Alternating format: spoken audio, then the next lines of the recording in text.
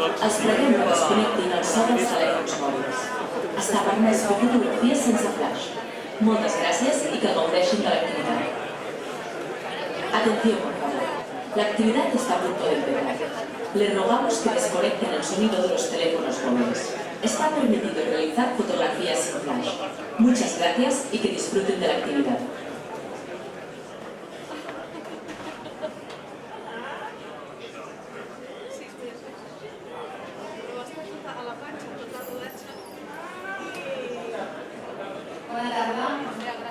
Bona tarda i moltes gràcies a tots per acompanyar-nos en aquesta preestrena d'avui, en aquesta preestrena de Casa Bloc, rehabilitació d'una idea. Un documental que explica una història d'èxit, la rehabilitació de 2 plantes de l'antiga Casa Bloc, al barri de Sant Andreu, per obtenir 17 pisos de lloguer social. Una petita gran història amb final feliç per a la trentena de persones en risc d'exclusió que hi han trobat una nova llar. Una preestrena més que s'emmarca avui en el Dia Mundial de l'Hàbitat, promogut per Nacions Unides i que enguany té com a lema «Estiguem alerta, que ningú quedi enrere» i que s'enfoca en la creixent desigualtat i els reptes a les ciutats i als assentaments humans. Primer de tot hem d'agrair la cessió d'aquest espai a la Fundació La Caixa i per tant donar la paraula a la seva directora de l'àrea de Relacions amb les Entitats Socials, la Joana Prats.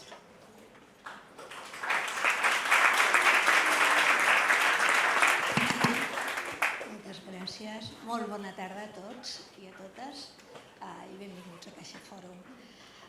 Salutacions especials a Carla Sala, secretària d'Habitatge i Inclusió Social de la Generalitat de Catalunya, a la senyora Lucía Martín, regidora d'Habitatge i Rehabilitació de l'Ajuntament de Barcelona, a la senyora Carme Trilla, presidenta de la Fundació Habitat 3, al senyor Xavi Mauri, director general de la Fundació Habitat 3, també a la Patricia Tamayo i a l'Albert Badia, directors del documental que avui es presenta, a l'Adrià La Huerta, el seu productor, i a la resta de convidats, a tots vosaltres.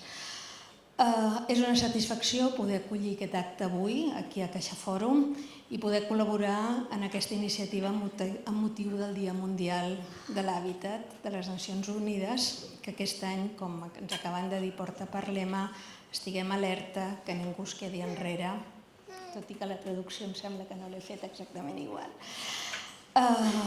Missatge amb el qual ens sentim molt identificats des de la nostra institució perquè connecta amb la nostra missió, que és la de construir una societat millor i més justa per totes les persones, a les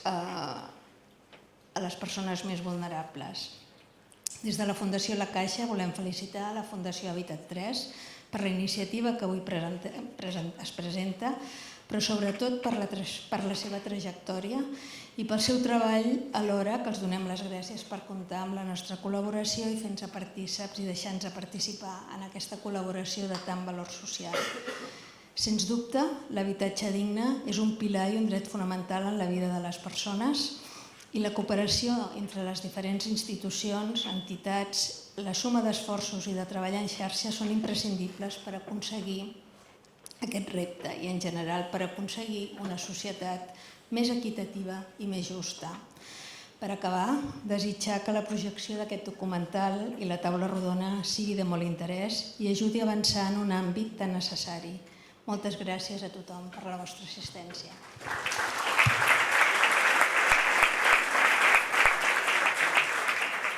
Ens acompanya també, abans de veure el documental, el Xavier Mauri, que és el director d'Habitat 3, l'entitat impulsora d'aquest projecte. I abans de veure la història, demanar-te si la pots resumir. Com es resumeix aquest projecte Llar Casa Bloc? Primer de tot, us volia donar la benvinguda a tothom per la vostra presència i per l'altra banda també agrair la presència i suport del projecte al secretari d'Habitatge i Inclusió Social, la regidora d'Habitatge, també a directius i representants de l'Incasòl, Agència de l'Habitatge, diputats, patrocinadors que tenim aquí, després veurem els patrocinadors del projecte, entitats socials, també a l'equip tècnic d'arquitectes i de l'empresa que va rehabilitar el Casa Bloc.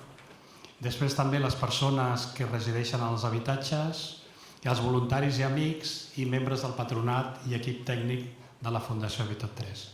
També voldria agrair, en aquest cas, als directors, a la productora 15L Films, perquè ens he pogut documentar de forma molt precisa l'esperit i la voluntat del projecte. I també volia agrair també a la Fundació La Caixa pel suport d'avui poder fer en aquestes instal·lacions fantàstiques, la projecció i també el suport amb el projecte.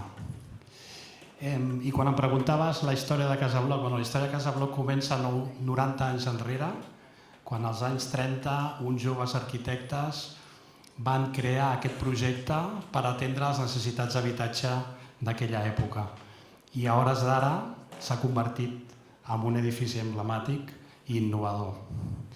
El 2016, i gràcies a la taula del tercer sector, que també està aquí present, va ser un honor i alhora una gran responsabilitat quan la Generalitat de Catalunya va cedir aquest edifici o aquestes 2 plantes de l'antiga residència Casa Bloc a la nostra entitat.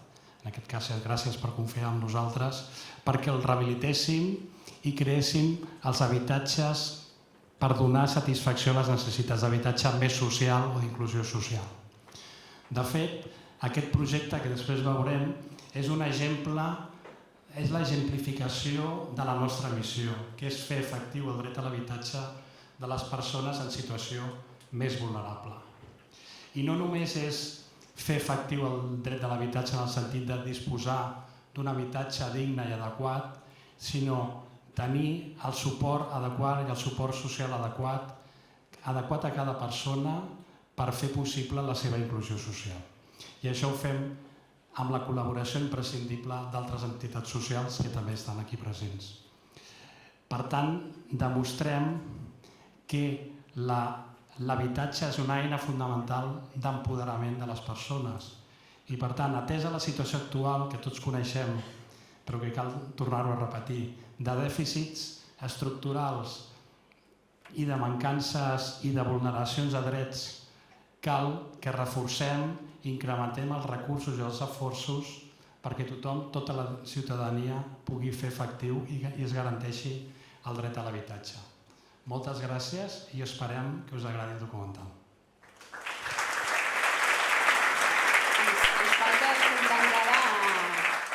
Ens falta escoltar a un dels directors, l'Albert Badia, i també l'Adrià Laborda de 15L Films, que és la productora que juntament amb Televisió de Catalunya l'ha produït. Expliquem-nos una mica com neix la idea de convertir aquesta història en documental.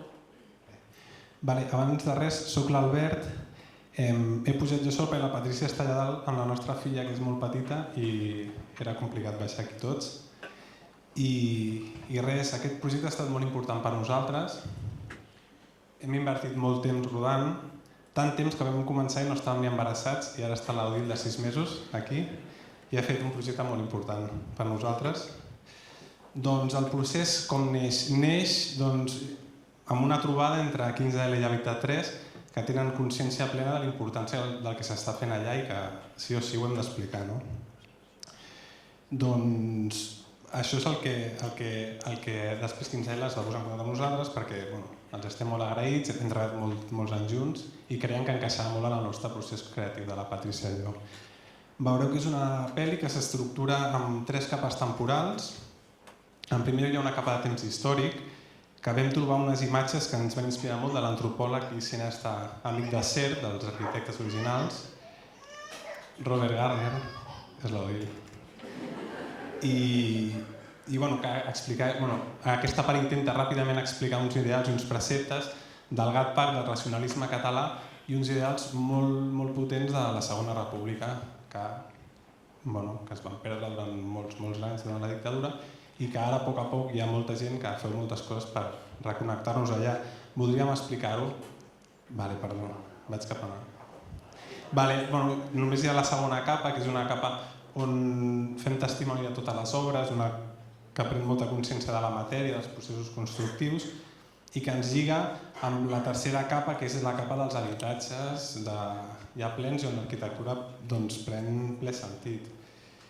Simplement la pel·lícula és aquest acoblament d'aquestes diferents capes que ens han semblat una bona mirada per intentar plasmar la riquesa de l'edifici i del procés de rehabilitació que ens recorden què consisteix un edifici de manera plena. I en especial, per part de nosaltres, agrair a moltíssima gent, però molt especialment a Habitat 3 i 15 per confiar, i a les persones que han obert les seves cases d'una manera supergenerosa, que ens ha fet molta il·lusió conèixer, per aquí tenim alguns, allà l'Andrés també. Bueno, muchísimas gracias, ha sido un placer conoceros i res, que disfruteu de la pel·li.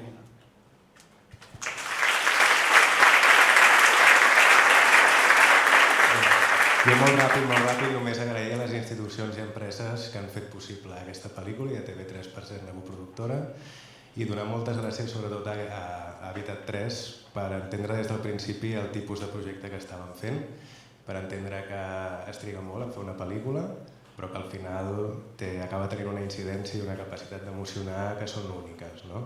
Que al final una pel·lícula és per sempre i esperem que aquesta pugui contribuir a que l'habitatge sigui un dret universal algun dia, no? I moltes gràcies a tothom. Ara ja a conèixer la història. Us deixem amb el documental Casa Bloc, rehabilitació d'una idea.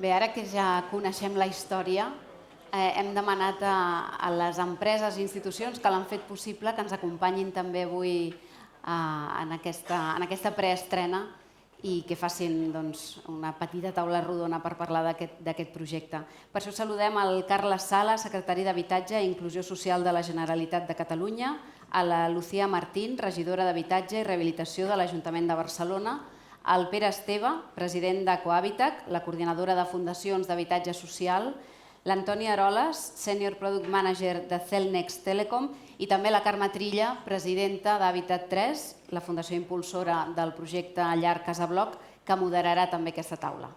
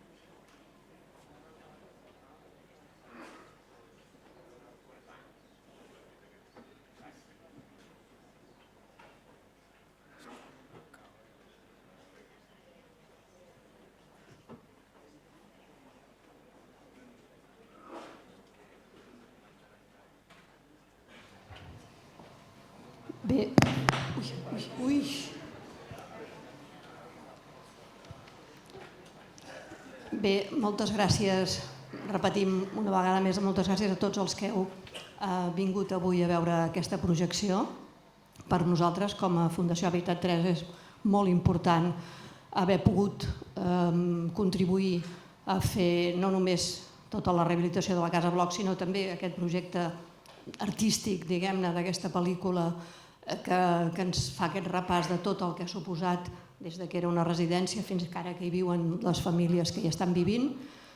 I pensem que és un documental que tindrà un recorregut important perquè ens dona aquesta visió de totes les facetes de la construcció, tots els diversos professionals i totes les diverses artesans que hi intervenen, i tot aquest procés fins que arriba al moment final en el que entren les famílies i, per tant, com tot això culmina amb un objectiu social com el que preteníem.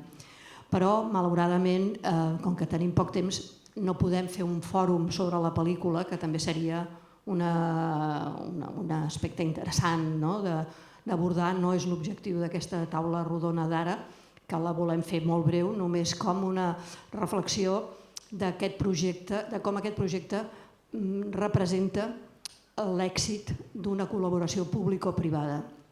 Això és el que hem volgut posar més de relleu, i per això aquí en aquesta taula rodona tenim les dues administracions que clarament estan implicades amb la Casa Bloc, la Generalitat perquè n'és la propietària i és la que ens la va cedir, la part de la residència, per poder fer les obres, l'Ajuntament perquè és el que n'és usuari i perquè forma part del patrimoni d'habitatge social de la ciutat.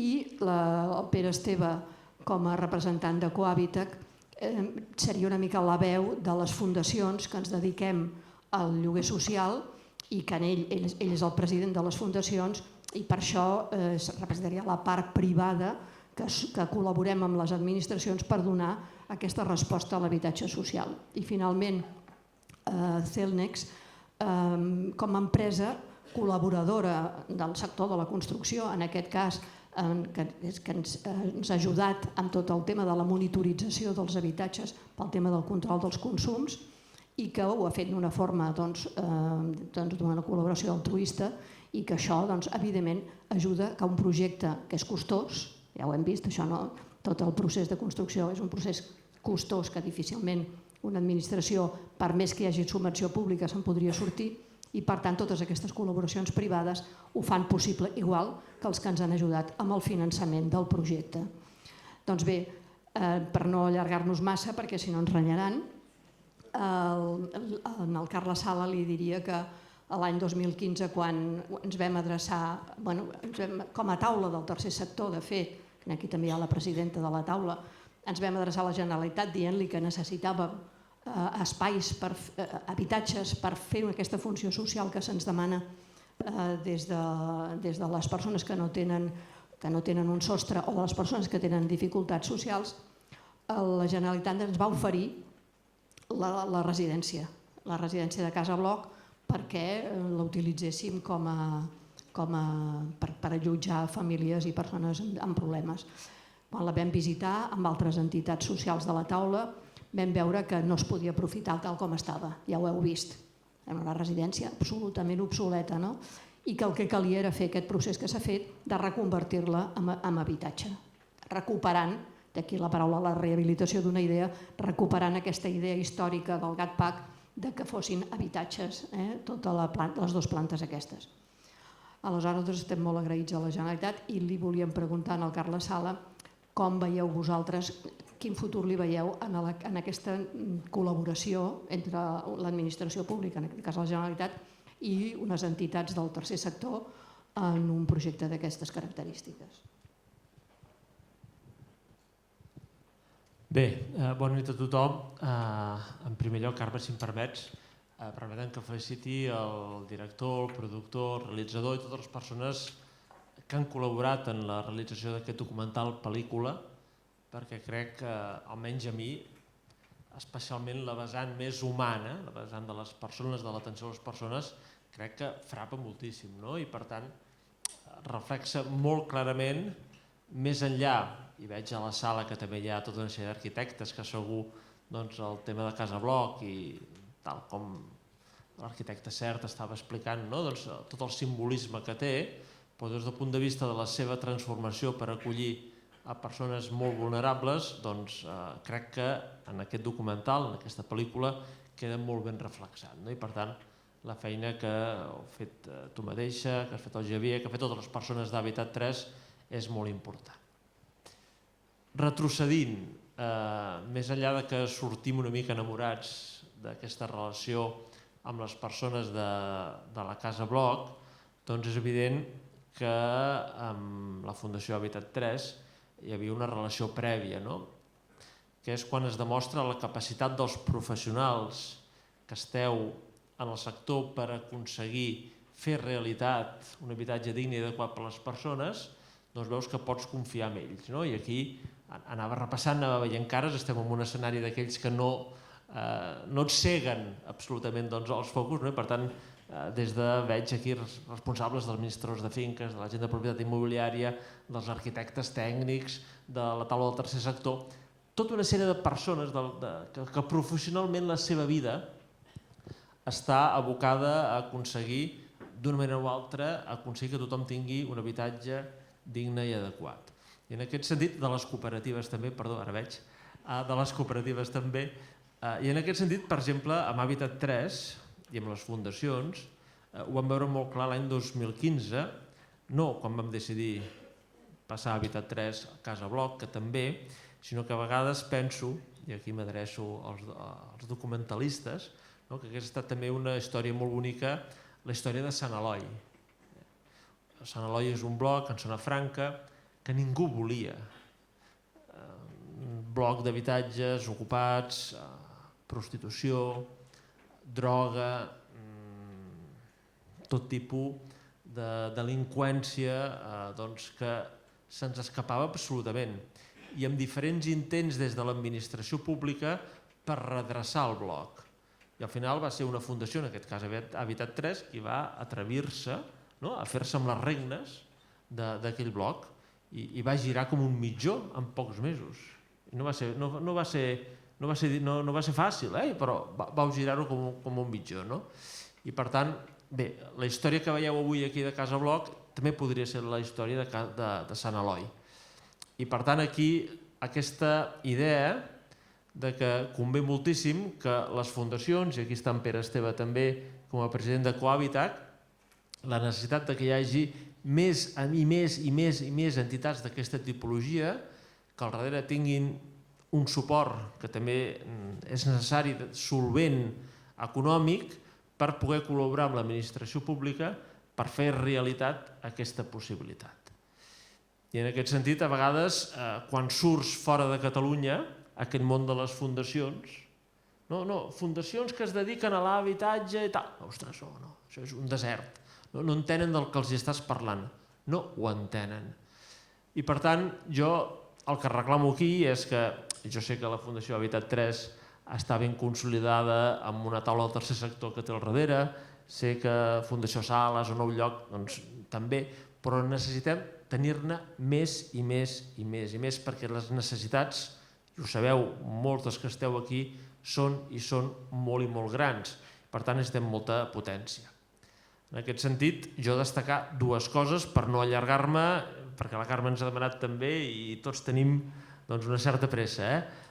Dues línies, i una línia que el nom és poc comercial, la línia ICF2, l'Institut Català de Finances 2, que permet a les entitats socials poder adquirir la propietat temporal a 75 anys, habitatges per poder destinar a persones amb dificultats. Portem ja més de 500 habitatges adquirits per les entitats a través d'aquesta línia que hem obert l'Institut Català de Finances per poder destinar-les a persones vulnerables.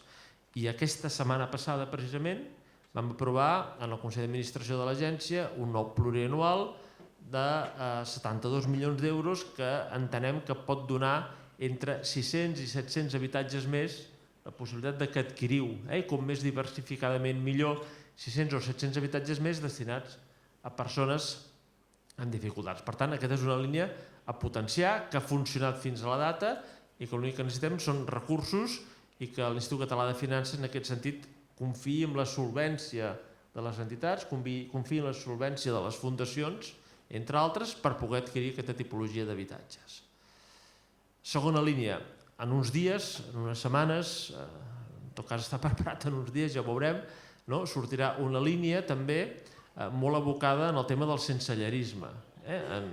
Aquí hi ha problemes o hi ha programes, també si permeteu, com el programa Vesta com a exemple, on nosaltres hem de procurar facilitar a les entitats que puguin llogar els habitatges, aquests habitatges, el seu cost de lloguer, el seu arrendament pugui ser assumit per l'administració.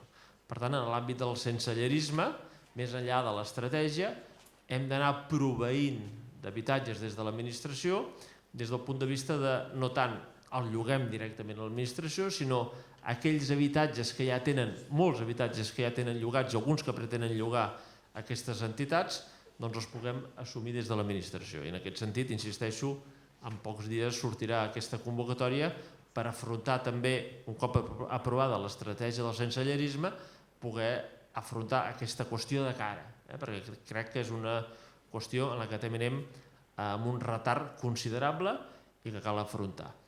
La col·laboració público-privada, perquè en definitiva, més enllà dels noms que li vulguem donar, les cooperatives, les fundacions, són entitats de caràcter privat, doncs és essencial des del punt de vista de poder ajudar allà en aquells casos on l'administració no hi acaba d'arribar, perquè avui en dia proveir d'un sostre digne i adequat a moltes persones no és suficient. És necessari també a vegades, moltes vegades, un percentatge molt elevat d'aquelles persones amb molta vulnerabilitat fer un adequat seguiment social per aconseguir una adequada inclusió en la societat. Per tant, jo li veig molt futur. El que ens falta, i molt a la Generalitat, a vegades ho reclama la Lucía, és molt patrimoni en àmbits territorials on a nosaltres ens agradaria poder cedir perquè més i més vegades les entitats com vosaltres pugueu exercir aquesta funció. Moltes gràcies, Carles, i ens quedem amb aquesta voluntat d'incrementar els recursos perquè, efectivament, ja ho has explicat en aquestes línies noves de l'ICF i de les línies de lluita pel sensellarisme, que evidentment han d'estar dotades pressupostàriament, si no, no podem tirar endavant. Li donem les gràcies a la Lucía Martín també per haver vingut a acompanyar-nos i amb ella li volíem preguntar. L'Ajuntament de Barcelona està clarament decidit en aquesta col·laboració público-privada i té aprovats acords amb les entitats, amb les fundacions i amb les cooperatives. Aleshores, Lucía, una mica, si ens vols explicar aquesta perspectiva també teniu vosaltres de com ni ho podeu fer sols vosaltres ni ho podem fer sols nosaltres, sinó que cal aquesta col·laboració. Se sent? Sí. Gràcies, Carme. Sobretot també... No se sent bé? Ara sí? Molt ràpid. Agrair-vos la invitació a estar aquí acompanyant-vos i, en primer lloc, felicitar-vos per aquesta pel·lícula tan preciosa. A tot l'equip d'Habitat 3, evidentment, els arquitectes, els equips tècnics, els directors. Jo no tinc molt de temps d'anar al cinema, però m'ha respirat una mica el Carràs, gent que ha vist el Carràs així com una perspectiva tan propera, tan naturalista, el so... No sé, pinta que té futur aquest documental.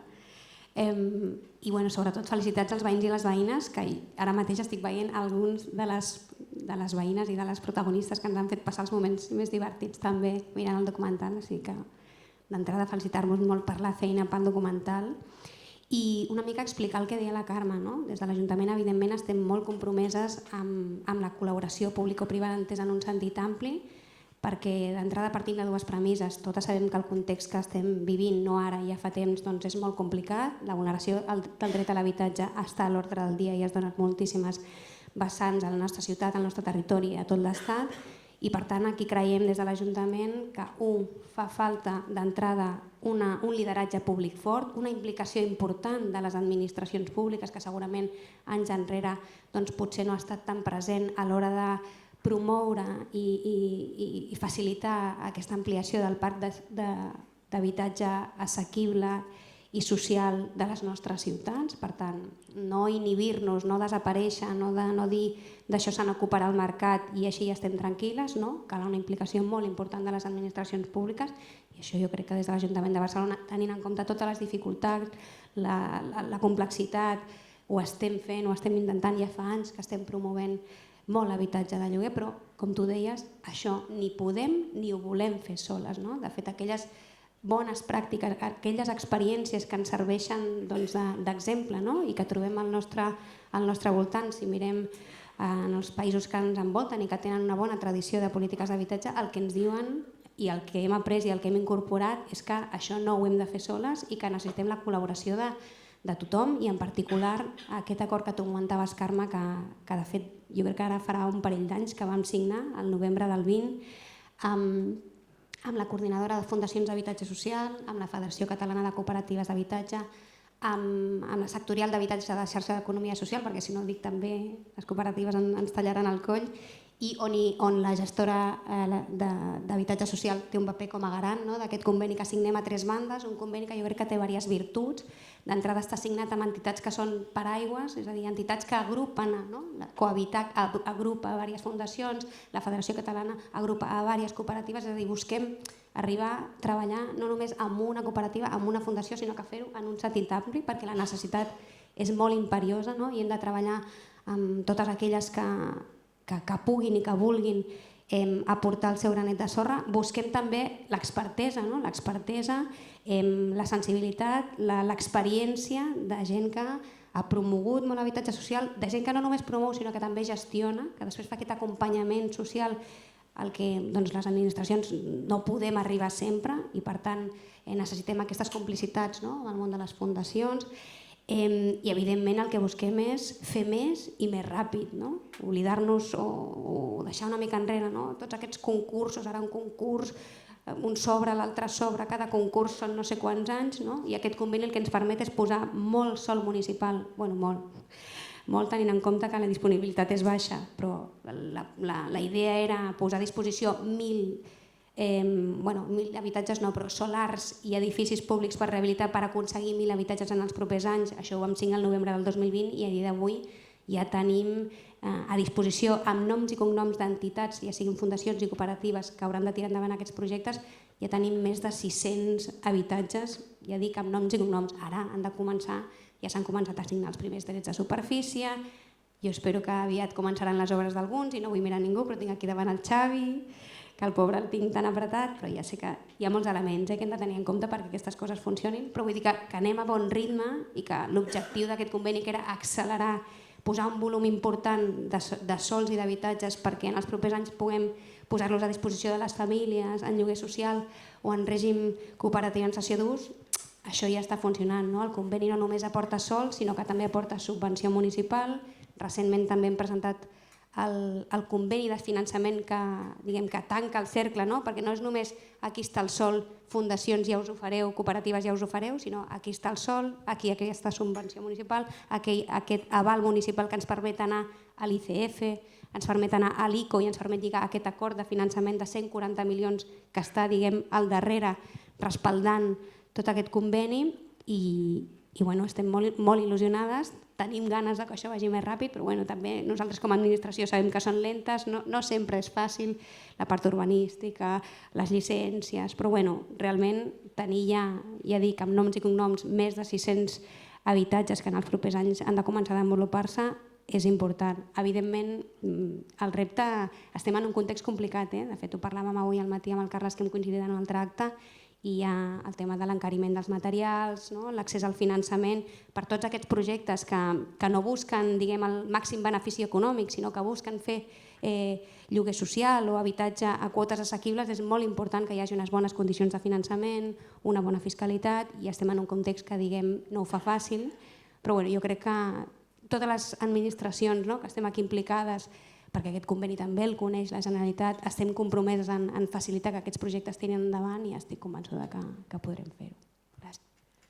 Moltes gràcies, Lucía, per la voluntat de tirar endavant tots els projectes que teniu sobre la taula. I ara li donaré la paraula al Pere Esteve perquè ens expliqui molt breument, però potser perquè també s'entengui aquesta figura tan particular que abans ho comentava abans de la sessió, que gairebé només existeix a Catalunya, de les fundacions que ens dediquem o a promoure o a gestionar o a promoure i gestionar habitatges de lloguer social en la línia del que passa en els països del nostre entorn, que aquí és com una flor específica d'aquí de casa nostra i que té aquesta voluntat coordinada a través de Cohabitat, que és la federació que ens representa dintre de la taula del tercer sector, que té aquesta voluntat de ser una arma, un braç armat al servei de l'administració per tirar endavant aquests projectes. Llavors, Pere, si ens vols fer 5 cèntims d'aquesta voluntat. Bé, en primer lloc, afegir-me a les felicitacions dels companys. Jo penso que en aquest cas concret, aquest document, aquesta pel·lícula, reflexa d'una manera molt real el que som capaços de fer les fundacions.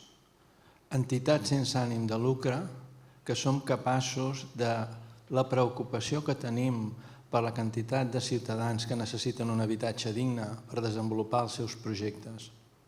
Des de Cohabitat, que aglutinem a 15 fundacions, actualment estem gestionant 4.000 habitatges, transversal de diferents magnituds i diferents tipologies, i que actualment, dintre del 22, estem treballant sobre uns 700 habitatges.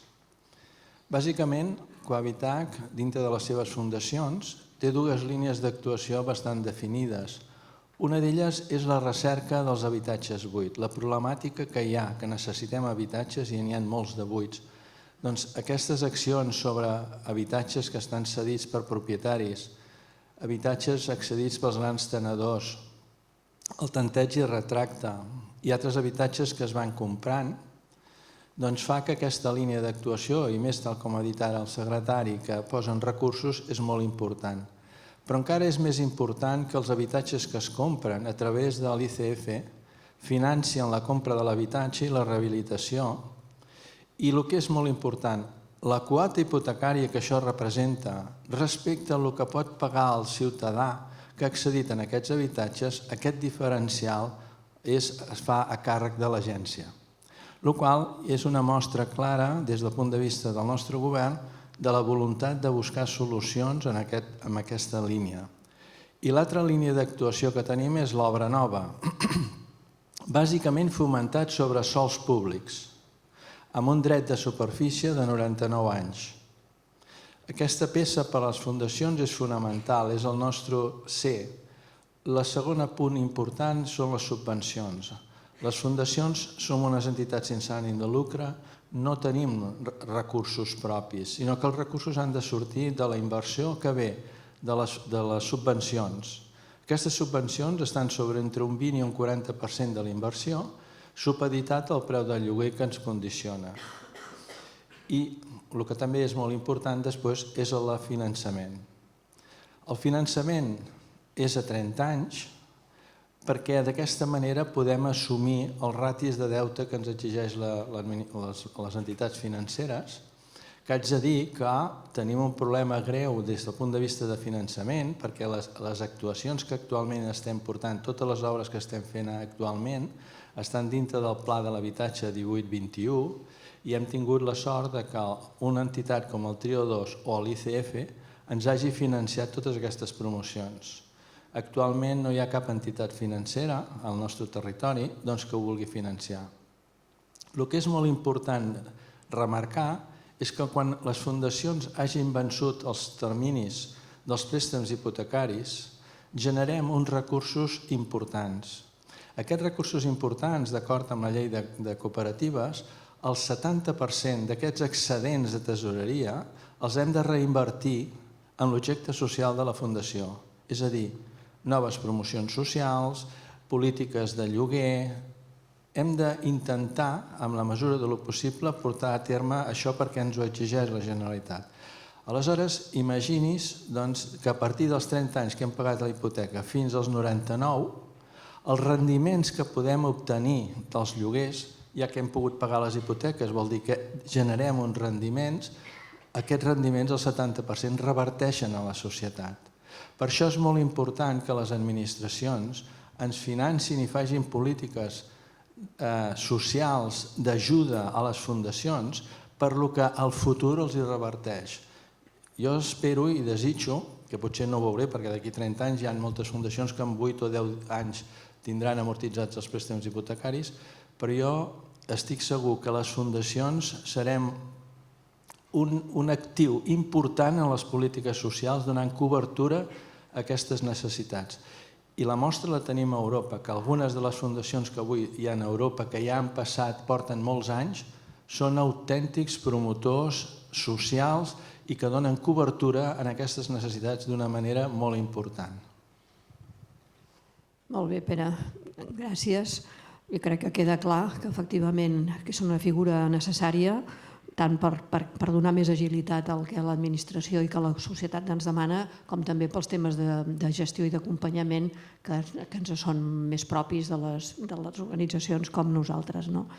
I per acabar i no allargar-nos molt més, li preguntaria al senyor Antoni Aroles, que és el director de Celnex. De fet, quan parlem dels problemes d'accés a l'habitatge o de cost de l'habitatge, també hem d'entendre que hi ha un cost afegit que no és només el pagament de l'habitatge, sinó els costos derivats de l'energia, les dificultats en la digitalització de l'ús dels habitatges, i en aquest sentit empreses com la seva han col·laborat amb aquest projecte ajudant-nos a fer tot aquest procés. Aleshores, l'hem convidat com un representant de les moltíssimes empreses que intervenen en l'àmbit, ho hem vist en el documental, que intervenen en un procés de construcció i en un procés de rehabilitació, i a més quan li demanem que tingui aquesta excel·lència des del punt de vista de l'ús de l'energia, de l'ús de les noves tecnologies. Com ho viu una empresa o què mou amb una empresa com la seva a participar tan generosament en un projecte com aquest. Bé, bona tarda. En primer lloc, Carme i tot l'equip, Xavi, felicitats i gràcies per convidar-nos a participar i felicitats per la pel·lícula tan humana i m'ha agradat molt personalment perquè des de la facultat com a enginyers ens repeteixen la tecnologia ha de servir per alguna cosa i quan veus realment una pel·lícula com aquesta veus realment ha servit i molt i realment te'n sents orgullós de participar o com a mínim ser-ne part. Bé, em preguntava, Carme, què mou a Celnex. En primer lloc, el compromís des del nostre àmbit, que som una empresa de telecomunicacions, de tindre una societat més connectada i més socialment inclusiva. Dintre del pla director i de les accions que promovem dins de Celnex tenim diversos eixos estratègics que s'alineen molt bé amb el que ha passat a Casabloc. Per una banda, la reducció de l'escletxa digital, portant la connectivitat a col·lectius amb risc de vulnerabilitat, treballar l'escletxa territorial, és a dir, portant la connectivitat a zones on no està disponible o a edificis patrimonialment importants o rellevants. I per altra banda, promovent solucions positives pel medi ambient, en l'àmbit de l'eficiència energètica, etc. Llavors, Casabloc exemplifica molts d'aquests àmbits perquè dotant de connectivitat a internet a tots els habitatges el que fem, tots hem viscut la crisi Covid i com la necessitat de tothom de tindre connectivitat a internet per l'àmbit laboral, per l'àmbit personal, per l'àmbit educatiu, infants, estudiants, és un accelerador més de l'escletxa digital per moltes persones, l'àmbit assistencial, per gent gran, de parlar amb els seus familiars, per ser atesos convenientment, llavors la connectivitat esdevé clau en aquest àmbit. I per altra banda, la sensorització dels habitatges, tal com hem fet a Casabloc, el que ha permès per una banda és una millora en la gestió d'aquests consums energètics que ara mateix són més rellevants amb tota la crisi que estem vivint, i per altra banda el confort dels usuaris treballant en aspectes com la temperatura, la qualitat de l'aire, la humitat relativa en la que estaven, ha esdevingut clau per millorar les condicions de vida d'aquestes persones en aquests habitatges. Finalment, temes com proporcionar una tablet a cada habitatge on els propis usuaris han pogut veure quina era la situació del seu habitatge i com aquelles petites accions que tothom podem fer a casa nostra, tan senzilles com posar una rentadora en una hora o una altra, o ventilar o no ventilar, o accions que són efectives, veure-les en temps real amb una tablet et permet empoderar l'usuari i veure realment que aquestes accions poden ser beneficioses o no i poder d'alguna forma millorar la sostenibilitat i els recursos energètics d'aquestes llars. Molt bé, doncs moltes gràcies a tots. Repeteixo que és la col·laboració público-privada la que queda demostrat que té aquest potencial per avançar. Penso que ara la Natàlia Martínez pujarà a fer-nos una cloenda i crec que Ha sigut una manera també molt oportuna de celebrar el Dia Mundial de l'Hàbitat amb aquest acte que ens ha vingut una mica rodat i que hem fet coincidir amb aquest dia. I ja li dono la paraula. Sí, agrair-vos a tots la presència i la participació, i ens queda una única cosa, que és recordar-vos com podem fer possibles altres històries com la que hem vist avui, com la de la llar Casa Bloc. Per fer-ho tancarà l'acte la Natàlia Martínez, que és responsable d'Aliances Estratègiques i Comunicació d'Hàbitat 3. Bona nit. Molt breument, Hàbitat 3 va començar fa 8 anys i avui prop de 2.600 persones viuen als més de 900 habitatges que gestionem a la Fundació.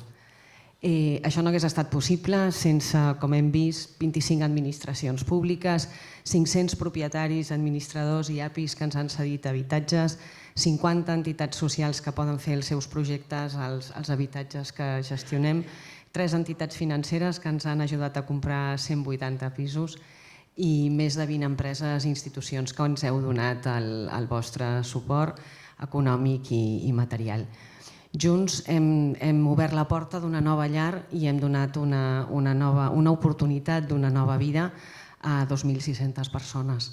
Històries com les que hem vist aquesta nit. Són moltes històries, però no són suficients perquè estem lluny d'un món en el que fundacions com Hàbitat 3 i col·laboracions com tot el que hi ha al darrere no fossin necessàries ja, perquè tothom té el dret a l'habitatge garantit com una realitat.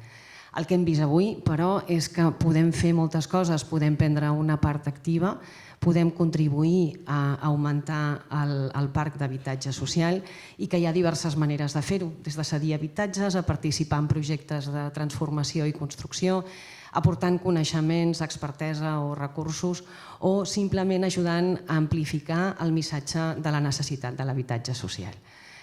Fins aquí, moltes gràcies per haver-nos acompanyat, totes les persones que esteu aquí, totes les que heu fet possible els projectes d'Hàbitat 3 que hem fet plegats.